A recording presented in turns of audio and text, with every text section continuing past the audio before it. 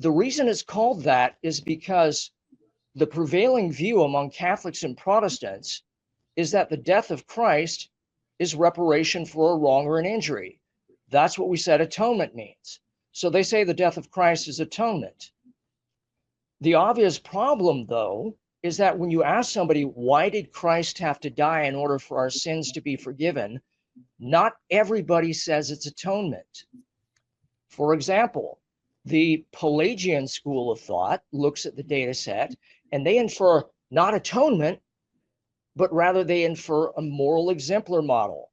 And by the way, there's quite a bit of data in 1 Peter that would seem to support that model. When an Eastern Orthodox mystic is confronted with the data set, he might infer something like a mousetrap model or a bait and switch model.